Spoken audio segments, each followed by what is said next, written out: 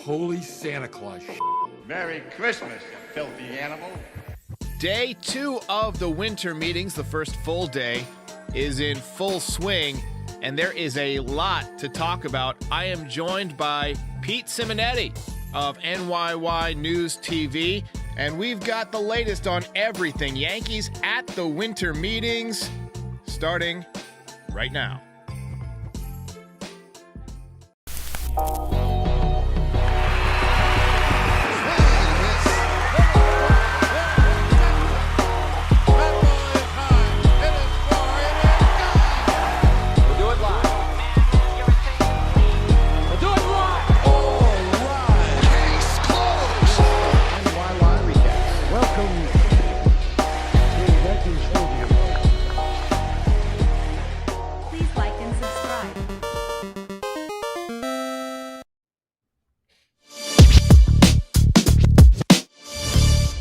Welcome back, everybody, to a very festive edition of NYY Recaps, Day 2 of the winter meetings in full effect.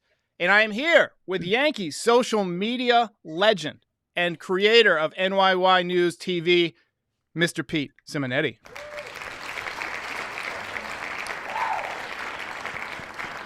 How are you, Yeah, Pete? I'm great, man. How are you doing? I'm telling you. That intro music, that jingle bells just got me. Every time I hear it, I got to rock around. I got the little ball swinging in. It's amazing. All right. Well, I'll use it again tomorrow, I guess. So I tell you what, I'm a little bit nervous. This is a make or break week for next season, in my opinion. And as two people who cover every single Yankees game, we've got a lot riding on these next 48 hours or so, the kind of moods we're going to be in after games next year. So let's start with the news from today. The Yankees announced that Brian Cashman was re-signed to a 4-year contract extension. I don't think it's any surprise that he's coming back. He said he was coming back. But does the 4 years surprise you at all? And follow up to that, if you re-sign Cashman and you don't re-sign Judge, he signs with San Francisco tomorrow, that's not a good look. What are your thoughts on that? You know, when it comes to the 4 years, I thought it would be 3 years because that would then end when Aaron Boone ends. And if anything, you just change it up. Now it's kind of like, of course, anybody could be fired. We're not, I again, never want to see somebody get fired. But if the Yankees don't win, I think every single year you're going to have that question about their leadership team.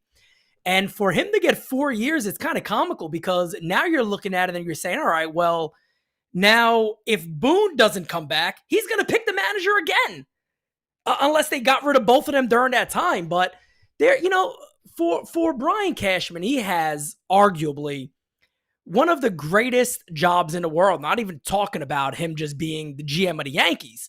This guy can't lose his job. He can't lose his job. I mean, it's funny. The Yankees, NYY News TV on our Twitter page, my friend Arby, who runs that page, he put out a tweet saying, hey, the Mets get Verlander, the Phillies get Trey Turner, the Yankees get Brian Cashman. I'm like, yes, he's back. I tell you what, the lady who or whoever made the black dresses for Rose Kennedy didn't have the job security that Brian Cashman has. I don't get it. That's right. Nobody has job security like Brian Cashman. He's the safest job in the world. He knew he was never under fire. He knew his contract was going to come. He would be back, and he is back. And look, the craziest thing about this situation is that he has a gift again. He has a great offseason loaded with talent, including arguably the best Yankee homegrown product since Derek Jeter. They have him right there to be ready to sign. You can make the argument, but it's past. They never signed him when they should have. They didn't do it. So now you got to worry about them signing him now. And it's going to be interesting. But Cashman's Cashman, man. He's back. We look at a lot of the bad moves that have been made. There's a lot of good ones in there, too. We know that. But a guy who hasn't won since 2009, still sticking around with the New York Yankees, it is, I don't want to say it's surprising because it isn't, but it's a little uncomfortable. I think maybe is the best word, because you're, as a fan, you're kind of uncomfortable now with what the leadership of this team really wants to do. I think the solace I take is that it's not a guarantee. I mean, you can fire people. I don't think he will. Like you said, I think it's a lifetime contract.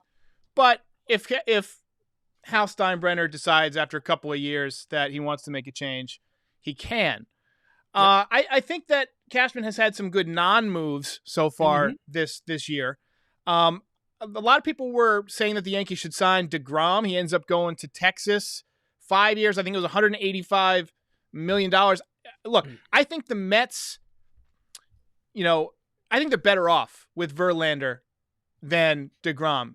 I mean, he's older, but he's going to take the ball. I think he's a better postseason pitcher. So kind of glad the Yankees didn't pay DeGrom there.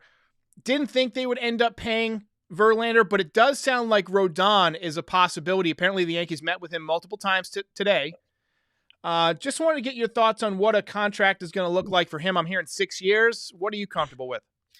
Yeah, I tell you this, and I've spoke about Rodon a ton on my channel. I love this guy, man. I absolutely love this guy. Every Yankee fan, knowing the Yankees and knowing Yankee Stadium, you want a power lefty, and this guy doesn't give up hits.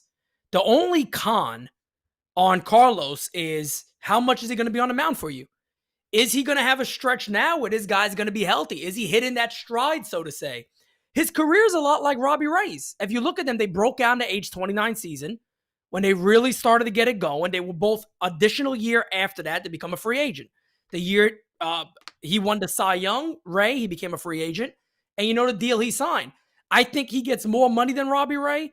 I think somebody could splurge here and go, hey, look, we'll give you $32 million a season. I don't think it will be the Yankees if that's the case, but anything under $30 million, I'll say it right now. People like my rants. If the Yankees miss out on this guy for under $30 million a season, you'll hear one. Because I'm telling you right now, I need that 1-2 punch. It makes too much sense, Derek. It does.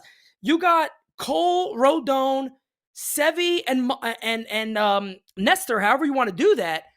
That just makes so much sense. And I'll say this, with or without Aaron Judge, that should be a move that you make 100% of the time. 1,000%. The Yankees should not lose. 1,000%. That righty-lefty opportunity, if you bring in Rodon, it gives you 4 really good pitchers with alternating looks. And that's all you really need in a postseason series, as we saw with the Astros. Excuse me. But look, you cannot miss on Rodon. I mean, this is something that the fan base wants. It's clear. We wanted him last year. He turned in another great year this year. I think you got to give him 6 years if he wants 6 years. No question about it. I would write the check for if our Cashman or Hal Steinbrenner, 6 years, $180 million right now. He's probably holding out for a little bit more than that, but I think you got to go out and make that move. Well, I'm sorry to cut you off. The other thing about Rodon is the guy also doesn't give up home runs. So, right. And people go, well, Pete, he played in San Francisco. No. Go back to whenever he was healthy with Chicago, which is a bandbox. Doesn't give up home runs. He doesn't give up hits. This is a guy that you want in this club. And what I was going to say was that he reminds me of kind of the pitcher that Max Scherzer was at that point in his career. You remember Max Scherzer early in his career, had a lot of injury problems, had a lot of trouble staying on the mound, but he reached free agency and he still had that, that low mileage essentially for a guy of his age. I think he's got the arm of maybe a 26-year-old, right? Rather than a 29, 30-year-old. So I'm more than comfortable giving him 6 years. Sorry, go ahead. No, I was just going to, repeat what you said again there. I mean, the guy, it's quite simple. I think if you're a Yankee fan and you want the Yankees to win a World Series, 6 years is nothing concerning with a guy like this. You give it to him, you gun for it. I said it earlier. If the Yankees are being serious, saying, hey, guys, look, we want to win a World Series, you can't sit there and tell me you want to win a World Series without bringing this guy in. It's too logical. It makes too much sense for your ballpark, for your team, for the overall roster construction, considering it's going to be money. Somebody said the draft pick. Who gives a poop about the draft pick? Who cares about the draft pick when you get a Rodon? You gotta go. I could talk about that guy all day. He's phenomenal. He has balls. I talk about that a lot. He has that grit about him that I need the ball. I'm going to go. I'm not scared to pitch in Fenway. I'm going to go. I'm not scared to pitch in Houston. The Yankees need that type of player on this team. I 100% agree. And the last topic I want to get to before we do the audience Q&A, and by the way, to the audience, we are keeping Yankees Twitter open just in case news breaks. So if news breaks, we will cover it. We're kind of keeping in the loop, but also keep us in the loop if something happens before it gets announced here. So as human beings, we don't have scales. We don't have claws. We can't fight off, the heavy-duty predators. What we have is intuition. We have a sense when something's not quite right. We hear a rustling in the bushes, we head the other way, and the ones who didn't got eaten. That's who we are. And something about these Aaron Judge negotiations, intuitively, I feel like is not going well. The fact that it's taken this long to get him wrapped up, I'm getting that spidey sense where something's not quite right. I want to get your thoughts on the Aaron Judge situation. He's headed to San Diego tomorrow. Tomorrow we're going to find out. Yeah, I'll tell you what I think it is right now. He's not getting the number he wants from the Yankees. That's what it is. That's exactly what it is. Now, people could say all they want. Well, it is common for a guy to say, I want to go to the winter meetings because I have face-to-face meetings with executives. Well, look, if Aaron Judge was sitting back saying, I'm going to be a New York Yankee, they're going to respect me, that wouldn't happen. It'll have been done already. I think Aaron Judge is showing up because he's showing I mean business. I'll leave. I'll go. And I think Aaron Judge is going to have sit-down conversations with multiple clubs. And I think he's going to make his decision very, very soon. And if the Yankees don't up that offer, because my understanding is they're offering 8 years under $300 million. If that is the offer the Yankees are running with, they might as well start pivoting right now because they're not bringing Aaron Judge back. So you might as well start getting ahead of the fan base being angry and saying, guys, look, we're in the lead right now for trading guys and maybe getting a Reynolds, getting Rodon, getting one of the shorts, maybe Correa we pivot to. Whatever it is, I'll tell you now, you better start pivoting pretty quickly because I agree with you. My spider sense is tingling very much when it comes to Judge, and I don't think it's all cute right now with the Yankees. I think there's some serious negotiation going on there, and maybe the Yankees playing his hand a little bit, saying, would he really go? Would he really give it up? Would he really go to the Giants? Would he really, give up the legacy, so to say? And I'm telling you right now, look, people say, the Yankee, look, money talks, generational wealth talks. And if Aaron Judge is looking, potentially a team given well over 330, 340, there's a rumor 9-year deal on the table, likely from the Giants. I guarantee you it's well over $300 million if there is. I'm thinking it's probably 9-year, 350, 360. Yep, that's what I'm thinking. And the Yankees, I don't think are going to offer the same amount. I think they're going to say, hey, look, there's all these trappings that come with New York. The taxes are actually a little bit lower. They're going to try and weasel him into taking it. And it's going to be embarrassing, I said this earlier, if Brian Cashman is the biggest contract that they announce. Right? That's the look. I mean, let's be real with each other here. That wouldn't be surprising. I mean, the way the Yankees have been such a Yankee move. It would 100% be a Yankee move. Forget Rodon, forget Judge. We got Brian Cashman, everybody. Yeah, we got the process. The process is okay. All right, ladies and gentlemen. So I'm drinking whiskey. He's drinking probiotics. So that'll tell you who's going to handle most of the rest of this show. I'm going to let Lori C. fire the first shot at you, Pete. Let's go. Who will it take to get Brian Reynolds? Ooh, to get Reynolds. Well, you're looking at likely one of, I'll put it pretty simple. I think it's Peraza. I think Luis Gil is a name they would actually be interested in. I think Schmidt will be on the table and Jason Dominguez. Those are 4 of the big names I would see going in a deal like that. I've seen some people already out there, doing that great Yankee thing. Donaldson could be in the deal. No, please don't do it. Yeah, please, everybody. Don't do that. Aaron Hicks for Brian Reynolds. Right. Aaron Hicks and Donaldson, the Pirates of all teams, will take these contracts and give us their best player. No, it's going to be something that would hurt, no doubt about it. I don't think the Yankees would move Volpe. And you got to remember, if you know anything about the Pirates team, they have a great crop in the infield. So even Peraza may not make the most sense for them. They may not want that route. They may go Dominguez, maybe a Everson Piera, and then your Clark Schmidts and your Luis Gils and some of the starting pitching prospects that the Yankees have. But they have a very strong infield developing on that team. So they need starting pitching more than anything. And, I could see the Yankees letting Schmidt and those guys avail, but it seems like the Dodgers might get involved, and it could be very tough. I'm going to agree with Frankie Baseball here that I don't want to give up Volpe or Dominguez just because they're so close. Yeah.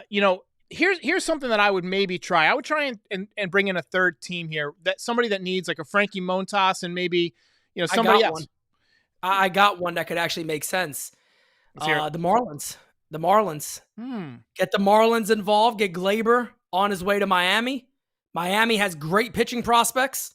If some of those pitching prospects, along with the Yankees prospects, go to the Pirates, you could play around with some moves on something like that. I hate getting into the ideas of who would go where, but I think those are two teams that need some prospects. Maybe one of the Yankees' good hitting prospects also going to Miami or Pittsburgh. I don't know, but I think that's a team that could work. That's why he's the best, folks.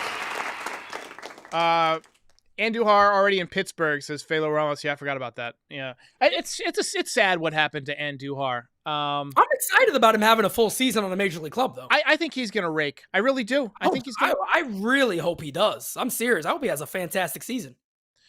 Hi 1237 says Judge is looking for Patrick Mahomes money. I don't think he's getting 500 million. I don't remember what Something Patrick. Like that. Yeah, he's not getting that.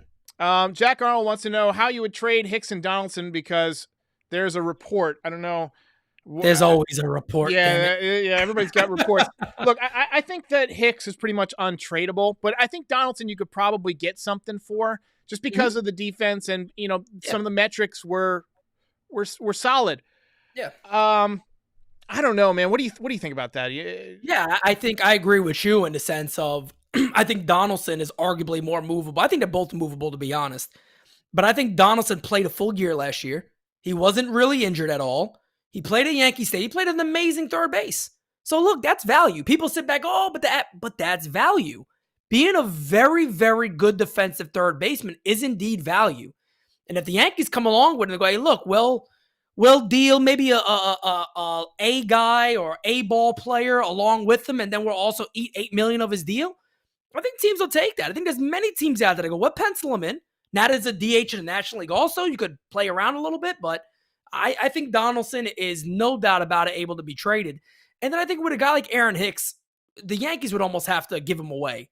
It'll have to come to a Yankee saying, hey, look, you got $10 million a season. We'll pay $7 million of that each year. But then the Yankees get back go, you know what? The shift is gone. Fourth outfielder. Maybe we just hold on to him for the $10 million. I hate that I'm even saying that. But with the shift being gone, maybe that's the route they go. We just hold on to him because what's the point of giving the money away? Right, yeah. And Steinbrenner, we know he doesn't like to just cut bait on guys. So right, yeah. FG says, are the Yankees serious about any of the Japanese players? Now, I know that this is something that you're very versed on, so I wanted to make sure that we put this one up there. For the people out there who are not familiar with which Japanese players we're talking about, so there's Masataka Yoshida. He is a left fielder who is a contact hitter. There's Kodai Senga, who's a pitcher kind of in the Hiroki Kuroda mode. Sorry. And then I'm going to butcher this one. It's Fujisima. Is that, you might know that one better than me. Fukujima. Yeah. Fukujima, yeah. And he's a pitcher as well. He throws a little bit harder than Senga, but not as great a command as Senga. Correct. The Yankees have shown that they're interested in Japanese players because not only does it expand their market, they're a global brand, but some of them have been pretty good, Tanaka and Matsui namely, but you're more versed on these players than I am. So let me get your thoughts. Yeah, of course. I'll go through, I'll start with Fukujima first. Here's a guy who is likely going to head to the bullpen. I think if maybe a lesser team gets him, but this guy tops out at 101 miles an hour.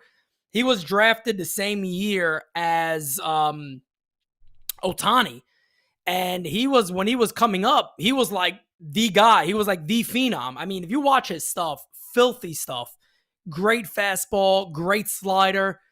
Command really fell apart. But the thing that he changed over the last 2 years, he changed his delivery up a little bit.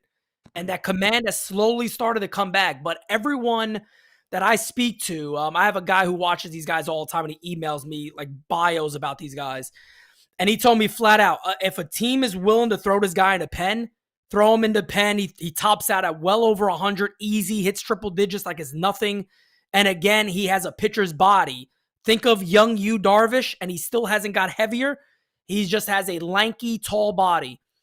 Looking at Yoshida. Yoshida is known as arguably the best hitter in Japan since Ichiro Suzuki. This is a guy who every year bats well over 300. I think he walked 87 times last year and struck out 42 times. It was 82 and 42. I got it written down right here. 82 and 42. Yeah. Unbelievable. And the one thing when I watched him early on, I was like, but, I said it on a live, and this is the guy who he wrote back to me. He wrote me an email. He goes, Pete, he does look like he has a long swing, but this guy's smacking balls at 100 miles an hour. I mean, 110 miles an hour off the bat. Other pitchers out there throwing 95 plus, he hits them. He's not late on these things. This guy got great timing. The big con here is he's not a good defender at all, to the point where they basically DH'd him a lot of this year. They're like, you know what? He's struggles a lot in left field. Here's the way I see it for the Yankees. When you got a Harrison Bader in center field, put the guy in left field, play him down the line a little more, have him shade a little bit. Bader could cover more ground than most center fielders. I'm okay with that. Lefty swing at Yankee Stadium. Great powers. You see right there, 336 average, 21 bombs, 89 RBIs. Great OPS, great career numbers overall. A fantastic player. And yeah, the Yankees like him. Apparently the Phillies really like him, and he really likes the Phillies. Big Bryce Harper fan. We'll see what happens. They just got Turner there. too. They just got Turner today. They just got Turner also. And then the last name you mentioned was Kodai Senga. Senga's a guy who I'm really excited to see this guy pitch. I'm very excited about Senga. We're hearing that the Red Sox are interested. I think I read about the Cardinals and a few other clubs. We heard about the Yankees early on, but there hasn't been anything really linking him to the Yankees right now. He has a ghost fork, they call it, which is just a great, great splitter. He also tops out at 100 miles an hour. So back in 2019, he increased his velocity by about 6 miles an hour. So he was topping out at like 91 to 93. Now he's sitting 95, 96 and can easily top out at 101. Hit it a couple of times last year. 101 miles an hour. Another guy, like I said, he has better command than Fukujima does. But overall, I think he has a chance to stick more than anybody that we've seen in a long time, like a Yu Darvish, so to say, as a long-term starting pitcher to major leagues, even when he gets older. He was terrific in the WBC too. 11 innings, 18 strikeouts. A really, really good player. Lori C says, will Cole opt out because he wants Verlander money? I think he does have an opt-out after next season. After 2024, I believe it is. Okay, so 20. Okay. If he opts out, I say let him go. What do you think? I would let him go. If Cole opts out and the Yankees never win with him, let him go. There's no point in bringing him back. But I could see that. I mean, with the amount of money these guys are getting, if Cole has a good year, why wouldn't he opt out? Yeah, and honestly, I think the Yankees would be fine with him opting out at this point. Given how old will he be at that point? 33 or something like that? Yeah, or almost mid-30s, probably going on 34. Yeah, I think they'd be happy to get out of the back end of that contract, because if you had asked them at the beginning of that contract, give him $36 million a year for 5 years, I think they would have absolutely taken that deal. Oh yeah, no doubt about it. So, couple of just updates. We've got no news yet. There's been no Yankee signings or trades to speak of. We got to talk a little bit about Brian Reynolds. We talked about him before, but if Judge leaves, is he your plan B, or do you go to one of the Japanese players, or how do you even handle it if Judge leaves? Yeah, and that's a great question. I had my hot stove show yesterday, and that's basically what I talked about for the entire time is let's play the role here of Aaron Judge does leave. What do you do if you're Brian Cashman? One, I don't have confidence in Brian Cashman being that guy to kind of restructure what the offense needs to look like, because let's be honest, you're not getting 62 homers back. You're not getting Judge's production back from anybody. So I think you really got to think, how do we change this offense? One, we continue the drive of contact, and two, got to add speed. We got to add that speed, defense, contact, hit and run guys. You got to be able to be dynamic in another way than just a long ball. And for me, I'll be honest, man, I'm looking at a guy like Yoshida or Reynolds. I'm looking at Carlos Correa. I'm all over Carlos Correa for the long term. Here's a guy I think is a lot like Manny Machado that the Yankees missed out on. We know Bryce Harper they missed out on. These are guys that have, I kind of almost want it's like a chip on their shoulder of wanting to win and looking to win, and they're hard-nosed type players. I think you got to kind of go that route if Judge leaves. And you also got to look at smart deals along with bringing your guys up. Volpe and Peraza should have a spot in that infield. I don't know where it is, but out the gate, they should have a spot in that infield. Gleyber Torres should go. But that's what I'm doing with those guys. Is immediately I'm sitting there with my pro scouting team saying, hey, guys, look, who's best at third? Who's best at second? Or if we bring in Correa's willing to move for the Yankees, I guarantee you, we say, hey, I'll play third. I don't care. So you got 3 guys that can cover 3 of those positions. You know who your first baseman is. Now you're infield. You're looking at it and going, all right, well, let's say we got veterans on the corner. Hey, look, our infield's way better than last year with or without Aaron Judge. Yeah. Our lineup, you could make the argument that lineup is more exciting, even without Aaron Judge. And I'm not giving the Yankees leeway here to say it's okay if you don't bring him back. Judge should be back. But I'm simply saying that you do have options. What if they got Correa? What if they got Reynolds in left field? What if they got Yoshida too? Or what if they get a trade for like a McCarthy from Arizona? I don't know if you're familiar with him, but here's a guy who looks like he could become a stud. But if you do stuff like that, you're sitting back going, we've added speed, we've added contact, and our infield defense is phenomenal or should be spectacular. You know what? I think we could sell this to the fan base. Yeah. Jack Arnold says, should Volpe be the starting second baseman by May? We've talked about this on our previous podcast. You and I both project him as a second baseman more than a shortstop. Peraza's got the more traditional shortstop body types, got a better arm. But what are your thoughts on Volpe, and do you think he can make the opening day roster? I would. I really would. Like, look, there's some things and concerns there about, he had a little bit of struggles in AAA. He didn't come up and just, tear the ball off at AAA, but he did so well in AA. And my thing is with these Yankees is enough of the talking. Enough of the talking. I'm not saying call up somebody from single A. I'm not saying, call up somebody from single A who kind of hasn't been through those levels yet. Anthony Volpe could play at the major league level. I think any scout would tell you that. The Yankees would wait until after May just because they want to get the extra year of control. Service time. But in reality, look, if you lose Aaron Judge, you better sell the fans on something. And if you can sit there and go, what I just said that infield could potentially be, I don't think fans are upset. And it's time that you go with the kids.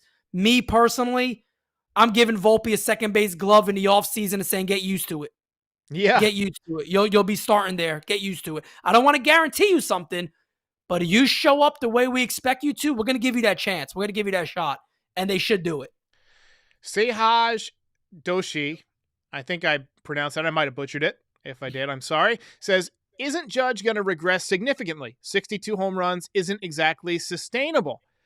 I do think he will regress some, but even if he regresses 30%, he's still an MVP caliber player. What are your thoughts on that? Well, I say thank you because I've seen this so much, and not with what Doshi said. Doshi just asked a question. I see a lot of people say this a lot that, oh, well, Aaron Judge isn't going to beat a 62. Yeah, guys, but nobody's doing that. I mean, the only guys that we could look past that did this year after year was Sosa, McGuire, and Bonds. I mean, those were the really only guys that you're looking at that 60 plus every year, 50, 48, 47. If exactly like you just said, guys, if you cut his year in half, if you cut his production in half, you're looking at a 30-plus home run hitter. Yeah. So at the end of the day, look, if Judge is a guy who pops, 38, 42, 46, you got one of the best players in Major League Baseball that is worth almost $40 million. He just is. There's no getting around. And one of the best defensive right fielders in Major League Baseball. Yeah. THG Wicked 50 Cal says, are you concerned that if the Yankees do sign Judge, that they won't do anything major beyond re-signing Judge? Personally, I think that Judge coming back will not really impact whether or not they go out and get Rodon. Like, I think Rodon is somebody they've targeted. We've got a tweet from Jack Curry. Yankees hot stove show promo. Okay, nothing major. Come on, Jack. Come on, Jack. Oh, Jack. Oh, man. Yeah, I mean, even if Judge takes a step back, let's say he hits 12 less home runs next year. That's 50 home runs. Judge is phenomenal, man. He hit 311 last year. I think he's going to, if he hits 280 with 50 home runs, I think that's worth whatever the hell they're paying him. You know, nobody else no doubt. I mean, Aaron Judge is phenomenal. I mean, I know a lot of times as fans, you kind of want to say, yeah, but, you know, if we brought, he would have regressed, and he's not going to do this in San Francisco. Who cares? I mean, at the end of the day, Aaron Judge is easily capable of 38, 40-plus bombs a season like it's nothing. I mean, and look, I'll tell you this right now. Would anybody be shocked if he hit 55, 56, 57 next year? No, not at all. Not at all. And like we said before, this is one of the only real players in baseball. And what I mean by real player is a guy that came out and flat out said, look, average is king. I want to be a complete player. And he is. You don't find that with many players. And Judge is that guy. He's worth a lot of money. Yeah, I agree with you. We got a question from Richard Aradas. Says, do you think Benintendi wants to come back? Latest rumor is that he's been meeting with the Houston Astros, which is a little bit unsettling to me. What are your thoughts on Benny? Yeah, I actually put the news out there a couple of days ago. And I think Brandon Cuddy put it out today. The rumor is he's not a big New York guy. Like, he's not this, I want to be in a big city type guy. But then we also hear that he's meeting with the Mets also. So I don't know what to really believe when it comes to Benintendi. I love him. I think Benintendi's an excellent player.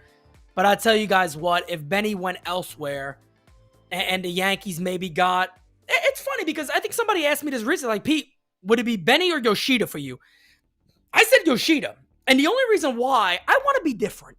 I'm sick and tired. You know, I want to be a little different. I want to go kind of jump off the cliff here with these Yankees at this point. I think Benintendi will be good, but Benintendi with the amount of money they're talking and the commitment, I don't know. For some reason, I feel a little Jacoby Ellsbury on that one. I don't know why.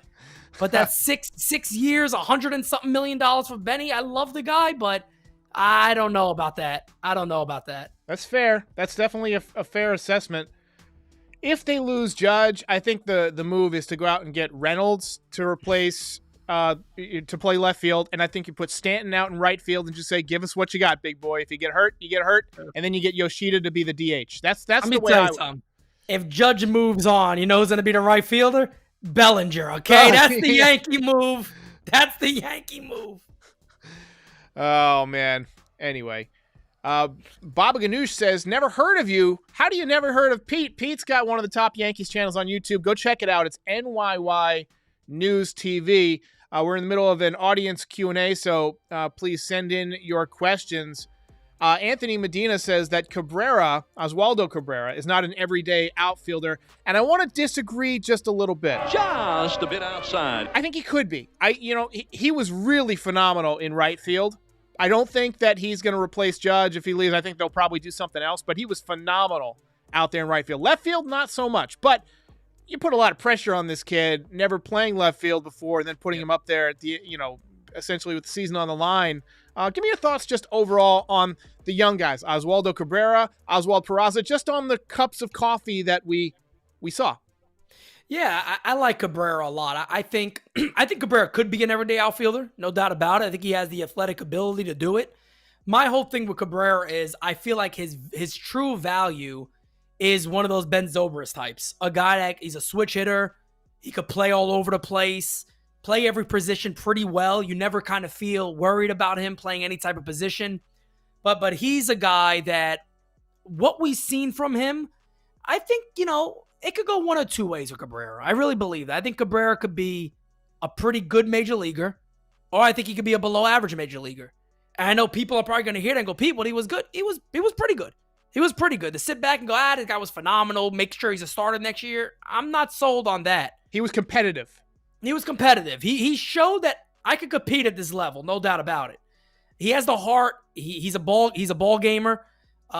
He's a gamer, so he wants to go out there and get dirty. I like that. The Yankees need those guys. Peraza, I really, really like a lot. I've liked him for a long time.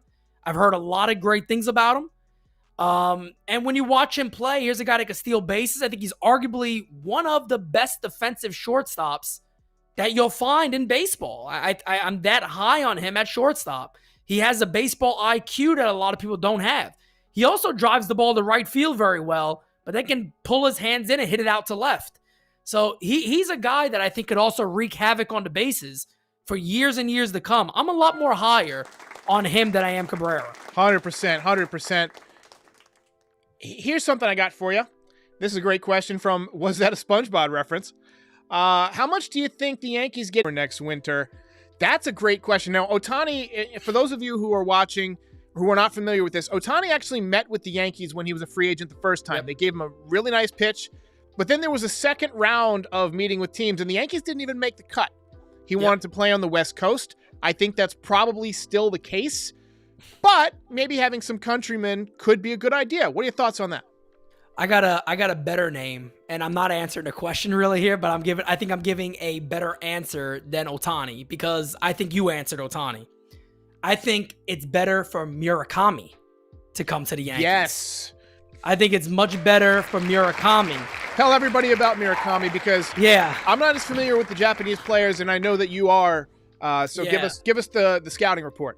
Murakami is an absolute animal. I mean, you look him up, 58 home runs, a record there, plays first base and third base. And I want to throw the third base out there because I know people say, oh, Rizzo's there. He plays third base too.